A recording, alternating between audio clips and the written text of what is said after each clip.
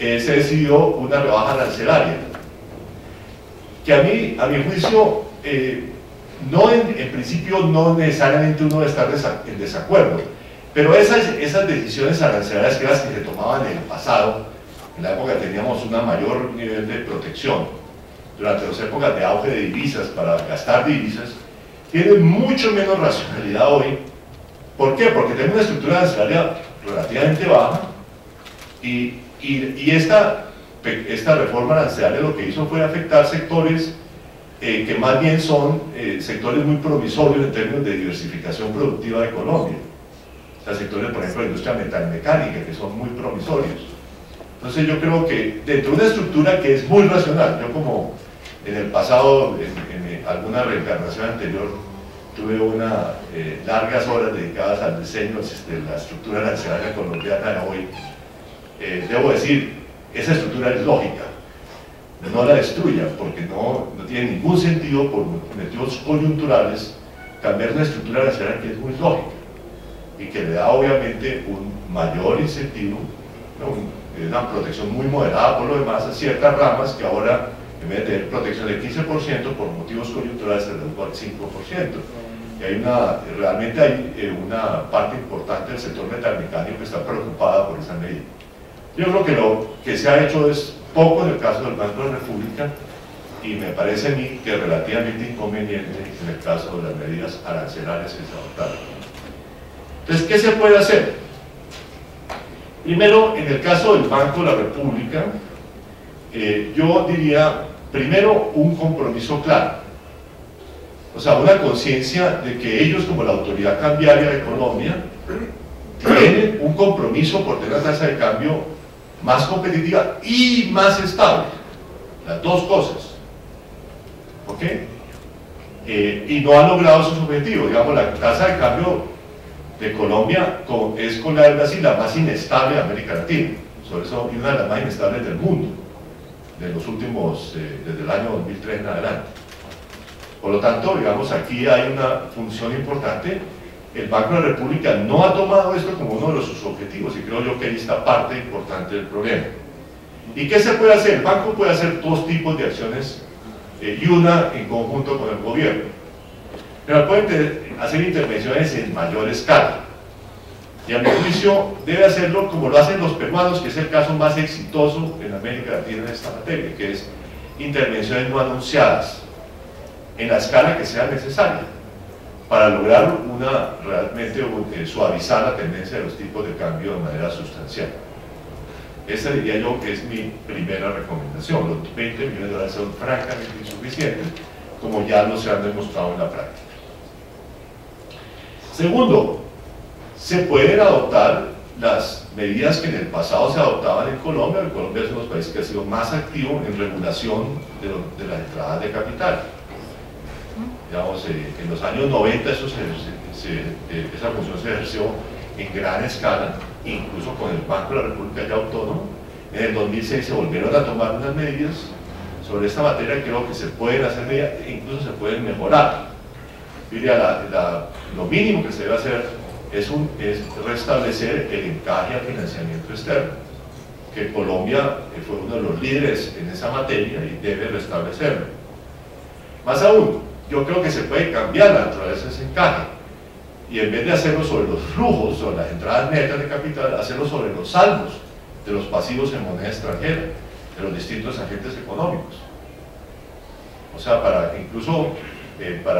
que es por lo demás como se hacen los encajes en el sistema financiero. Uno no hace sobre los flujos, lo hace sobre los saldos, ¿no es cierto? Entonces deben establecerse encajes sobre los saldos de los pasivos en moneda extranjera de las entidades financieras e diría yo también de los agentes no financieros. Esa es la segunda medida que puede hacer el banco. Y con el gobierno pueden hacer algo que ya hace el Banco de México, y es que las transacciones en divisas de dos agentes muy importantes, uno público y otro cuasi público, que son el gobierno nacional y Ecopetrol, se canalicen totalmente a través del Banco de la República, no a través del mercado, para evitar que esas transacciones generen efectos muy importantes sobre el mercado. Esa es la tercera cosa que, en mi juicio, se puede hacer claramente. Esa es la forma como se manejan esos flujos de divisas en México, y creo que vamos tanto con ese caso como el caso del Perú, me parece que son casos que se deben tratar de replicar en el colombiano, o incluso en el tamaño de la intervención cambiaria, lo que está haciendo ya mismo Chile, que era uno de los bancos centrales más relevantes. Segundo, el gobierno nacional.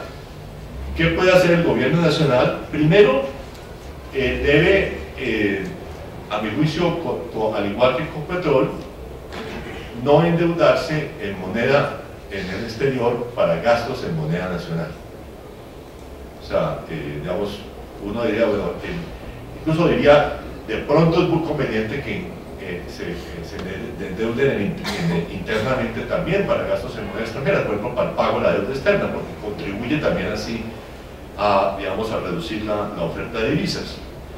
Entonces, eso es, digamos, lo mínimo que puede hacer, y me parece que el Ecopetrol es igualmente lo mismo. El Ecopetrol obviamente tiene que endeudarse para muchos gastos en moneda extranjera, en el exterior, pero también puede dejar de endeudarse totalmente en moneda extranjera para otros propósitos. Y creo yo que en la medida en que obviamente las intervenciones del Banco de la República sean mayores, hay que hacer una operación que los economistas llamamos esterilizar, o sea, evitar el efecto monetario que genera las compras de divisas por parte del Banco de la República. Pero hay que hacer una operación de esterilización, y la historia colombiana desde siempre, pero también la historia internacional, indica que es mucho más fácil esterilizar cuando el déficit fiscal es más bajo.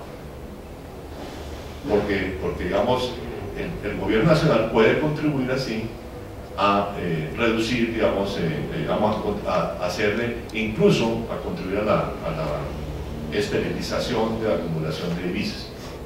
Muy tradicionalmente, eso se ha hecho en Colombia a través de los depósitos del Banco de la República en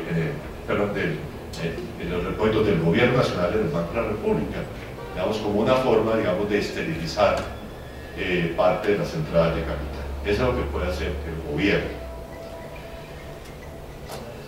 Tercero, yo creo que se puede pensar también en medidas orientadas al mercado de capitales. Una de las cosas que también muestra el documento de la Secretaría de Desarrollo es que hay unas interacciones muy estrechas entre las bolsas de valores y el mercado cambiario colombiano. Entonces, esa correlación se puede tratar de manejar. En la medida en que las entradas de capitales financieros están orientados precisamente a propósitos financieros, de mercado de capitales, perdón, entonces uno podría pensar en medidas destinadas más bien al destino de la inversión. Pero una medida muy sencilla sería exigir requisitos de liquidez o de algún tipo de contrapartida a todos los inversionistas en bolsa, y elevar ese requisito a medida que la bolsa se eleva de precios. Pero eso contribuye, por una parte, directamente digamos, a frenar las burbujas de precios en las bolsas, que en Colombia se han vivido con cierto furor en más de una coyuntura, incluyendo el año pasado, pero además contribuyen también a reducir la rentabilidad de los capitales que entran a la bolsa, y por lo tanto tienen, digamos, un efecto indirecto sobre la de capitales.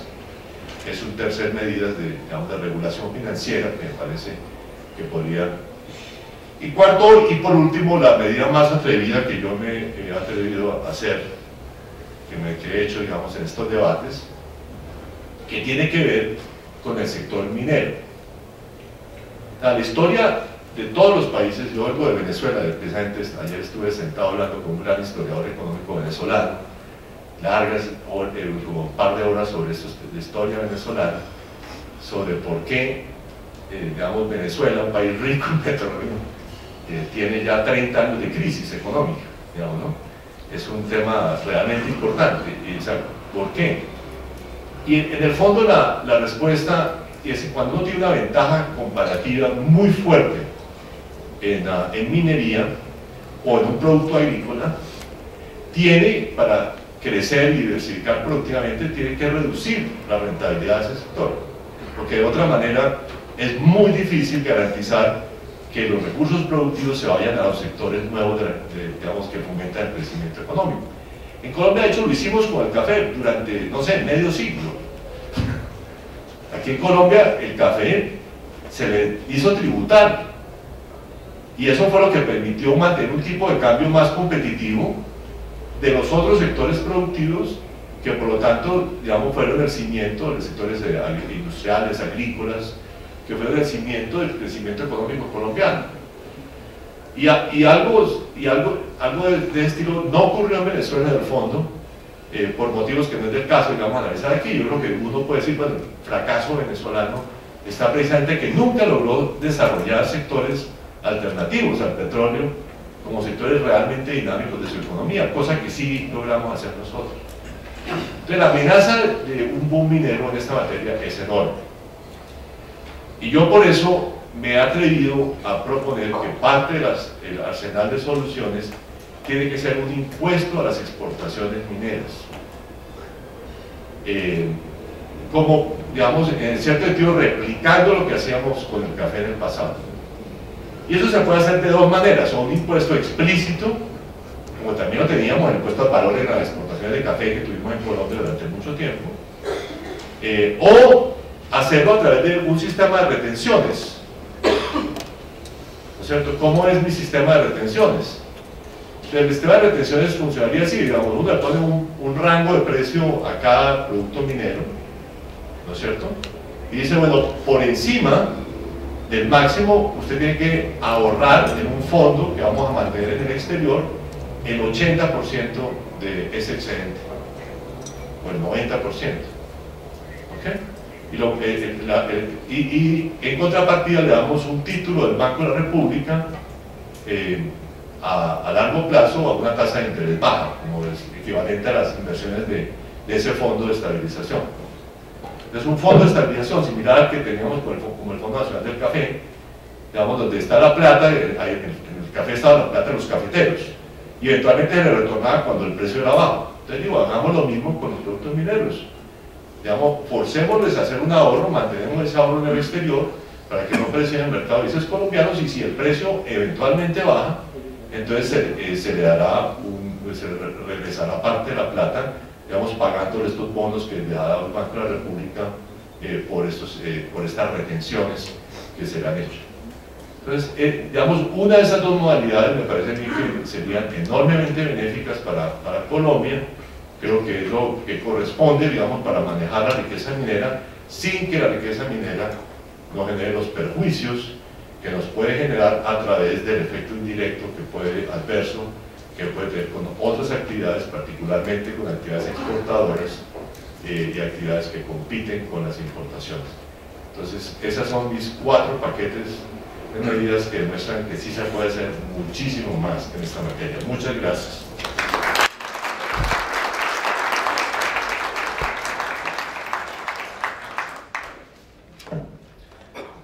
Muchas gracias al doctor José Antonio Ocampo.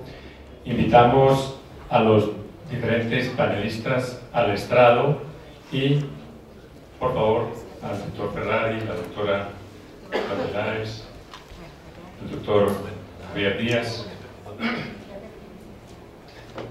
y al doctor Ocampo también al estrado.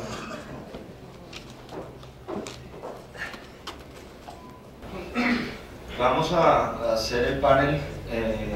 La doctora Beatriz Arbeláez va a arrancar haciéndonos la primera intervención de esta mañana, y nosotros quisiéramos pedirle a nuestros invitados que nos ayudaran a dilucidar las preguntas que nos hemos hecho para este foro, que básicamente son 3.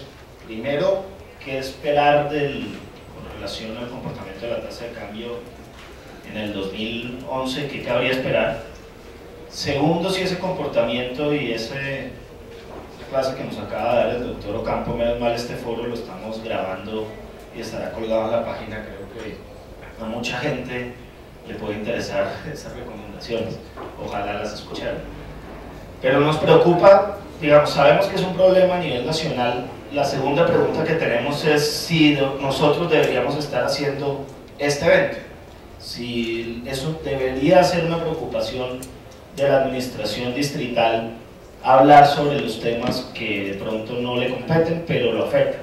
Es como una segunda pregunta, si deberíamos seguir insistiendo en estos temas, o pues puede haber una opinión también de que no dedíquese a hacer bien lo que le toca hacer de alguna manera. O sea, quisiéramos saber si nos deberíamos preocupar, hacerle seguimiento, insistir sobre esos temas.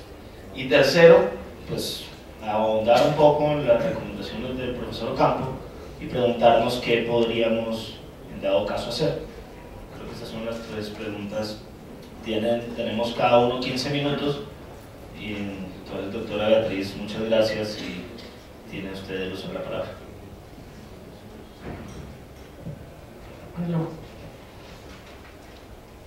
Bueno,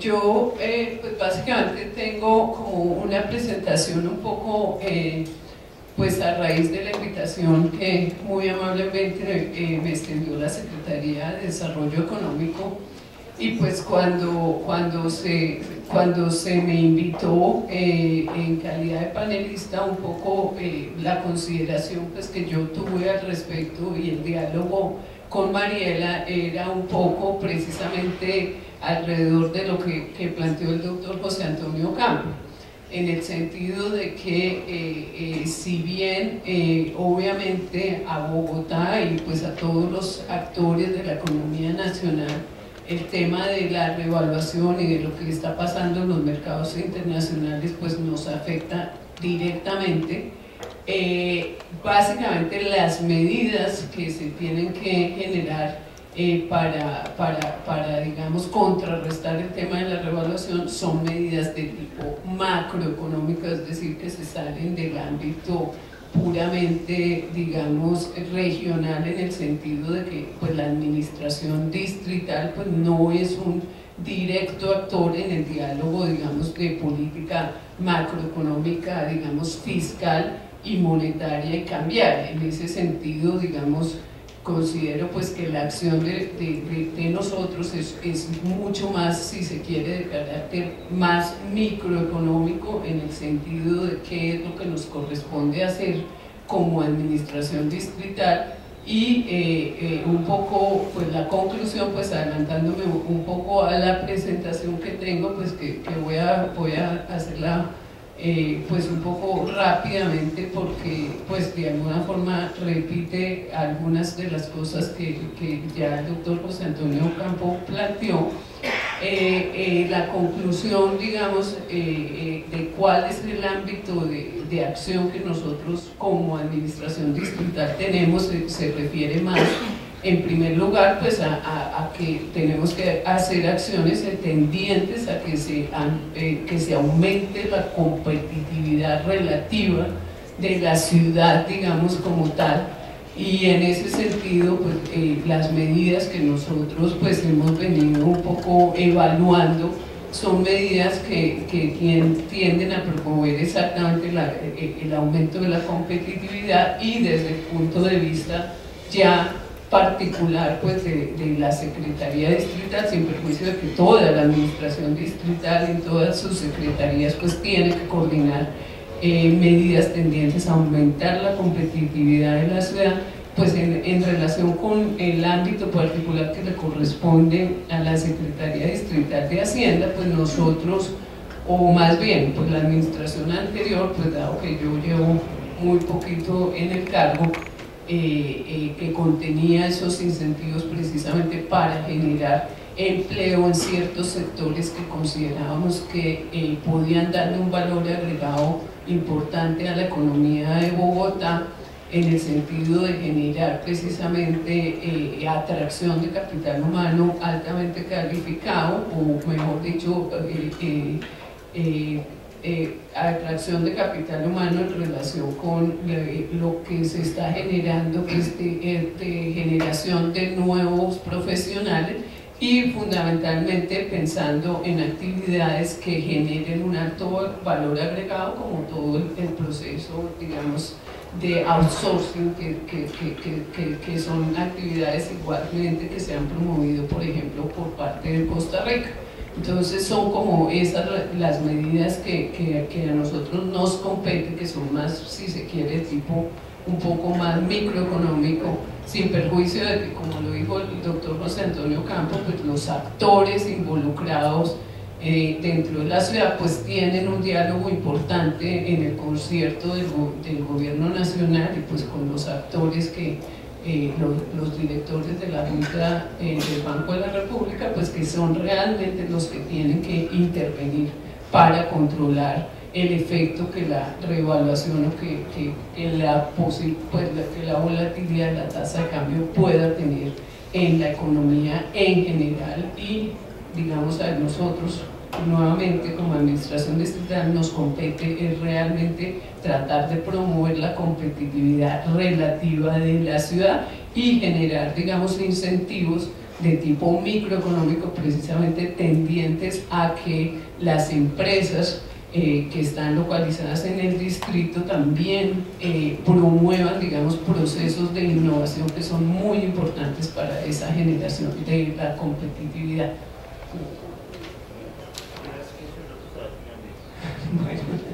Bueno, simplemente voy a pasar entonces rápido por la presentación. Entonces, lo primero que quiero mostrarles es pues básicamente un poco el contexto internacional y ahí un poco pues yo que he trabajado en el sector financiero pues tengo como una lección digamos que me decía mi jefe, que ha sido mi jefe durante mucho tiempo, y es que en realidad Colombia es un actor muy pequeñito dentro del concierto internacional y que en realidad digamos lo que puede hacer Colombia es pequeño, sin perjuicio de que no puedo desconocer que digamos obviamente el tema de tener pues nuestro peso pues significa que de todas formas nosotros tenemos que intervenir pues precisamente para evitar que haya pues precisamente la revaluación. Pero lo que quiero señalar aquí es que básicamente el tema es que se origina fundamentalmente en la crisis financiera internacional. Entonces la crisis financiera internacional, pues como todos sabemos aquí, lo que generó realmente pues es una gran debacle en los mercados financieros internacionales a raíz pues de la crisis subprime, y eso lo que hizo fue que en particular, pues mejor dicho, todos los mercados globales colapsaron. Y ello lo que generó fue unas intervenciones muy agresivas precisamente por parte de los gobiernos de las economías desarrolladas para precisamente combatir el efecto de recesión que se generó a raíz del colapso de los mercados financieros internacionales. Y ello lo que hizo, lo que generó finalmente fue unas intervenciones muy activas.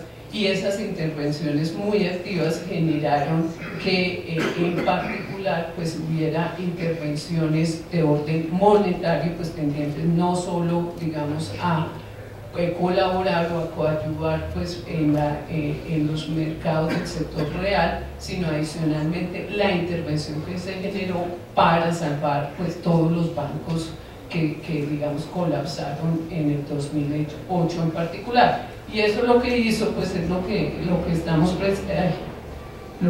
presentando aquí, que es básicamente el aumento que se generó en las deudas del gobierno central como porcentaje del PIB y pues en particular pues los Estados Unidos. Aquí pues esto obviamente pues se espera que en el 2010 incluso todavía esto aumente, pero todos estos datos están un poco digamos retrasados, pero de todas formas esto lo que muestra es precisamente la tendencia de lo que se generó en la deuda de los países como proporción del PIB, precisamente por las intervenciones que se generaron para contrarrestar esos efectos económicos, y mucho de ello fue coadyuvado pues, por los bancos centrales, digamos, en tema de los apoyos precisamente para financiar esos déficits. Entonces, pues básicamente hubo políticas monetarias expansionistas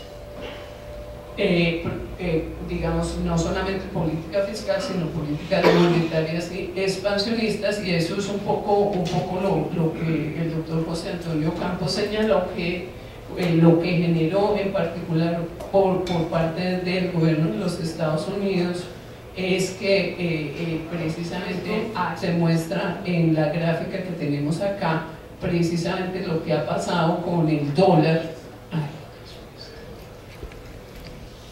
Lo que ha pasado con el dólar es que básicamente desde más o menos desde enero del 2000 hasta la fecha se haya producido una revaluación muy importante medida por un índice que es básicamente un compuesto del dólar versus monedas de los países desarrollados, o sea, euro, libra esterlina, yen, franco suizo, dólar canadiense y corona sueca, y lo que se ha generado precisamente es una revaluación muy importante, una devaluación muy importante del dólar, que ha perdido un valor en contraste con esas monedas del 34%. Y esto en Colombia, básicamente, ¿qué es lo que ha pasado? Entonces se ha cambiado mucho la percepción, pues ha cambiado la percepción en los mercados internacionales, y ahora un poco se han invertido los flujos y los flujos de capital, lo que se han volcado más a los mercados emergentes, esencialmente después de la crisis financiera, y esto es lo que se muestra en esta gráfica, que básicamente después de la crisis, pues que tuvimos un bajonazo de la cuenta de capital que llegó a 6.324 millones de dólares de ingresos, pues nuevamente en el 2010 estamos retomando la tendencia, y esto está generado por el sector de hidrocarburos y mineros, pues que ya lo señaló el doctor José Antonio Campo. ¿Cuáles son entonces las medidas contra la revaluación? Un poco aquí lo que se muestra es las medidas que ha generado Colombia, y en particular en el 2007, pues que había un gran flujo de capitales a Colombia, pues se genera el famoso depósito o encaje que señalaba el doctor José Antonio Campo del 40%, y el encaje marginal del 100% para los depósitos se genera, en la crisis pues es necesario eliminar obviamente ese depósito, y se baja nuevamente hasta el cero. ¿Cuáles son esencialmente las medidas que se toman contra la revaluación? Como lo señalé, son básicamente medidas de tipo macroeconómico, que pues tienen que ver con la compra de divisas por parte del Banco Central, el control de capitales, que en esta oportunidad pues no se ha tomado, la reducción del déficit fiscal, pues como ya lo señaló el doctor José Antonio Campo, es importante para evitar, digamos, esos ingresos de capital, el fomento a las importaciones y reducción de incentivos para el endeudamiento interno. Esas son medidas que se han venido tomando y que se tomaron desde el año pasado por el nuevo gobierno, excepto el control al mercado, el control, digamos, mediante encaje o mediante impedir el ingreso de deuda externa a través del depósito. Esa no se tomó. Sin embargo, se tomó otra medida diferente, que es básicamente eliminar la exención que tenía precisamente el endeudamiento externo, pues precisamente para nivelar los costos del endeudamiento externo versus el interno, y impedir esos flujos de capitales. Pero bueno, entonces pues eso de alguna forma, pues lo que se ve acá es que ha permitido hasta cierto punto contrarrestar hasta cierto punto esa apreciación del dólar, que como lo dije es básicamente pues ocasionada por todo el tema de flujo de capitales internacionales. Entonces pues la moneda colombiana por lo menos se aprecia un poco menos que las otras monedas, digamos, como el peso chileno o como el peso mexicano. Y esto es un poco lo que les estaba diciendo, es decir, cuál es exactamente entonces lo que tenemos que hacer nosotros como administración distrital. Tenemos que aumentar la competitividad de la ciudad, porque los temas de política macro se discuten a otros niveles, pero nosotros sí tenemos acciones que adelantar como ciudad precisamente para aumentar la competitividad relativa de las empresas que se sitúan en nuestro territorio. Entonces, por eso, pues un poco lo que yo en particular como Secretaría Distrital de Hacienda, pues estoy comprometida pues es a presentar una reforma al Consejo de la Ciudad en el sentido de seguir promoviendo pues, los incentivos que ya les comenté con el fin de generar,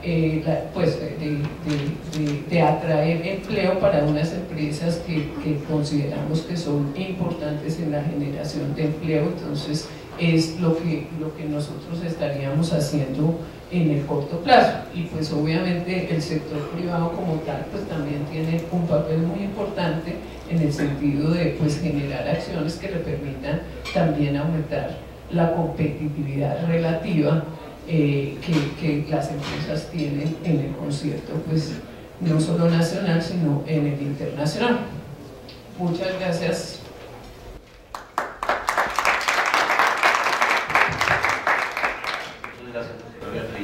Sabemos que debe retirarse por compromisos en el Consejo.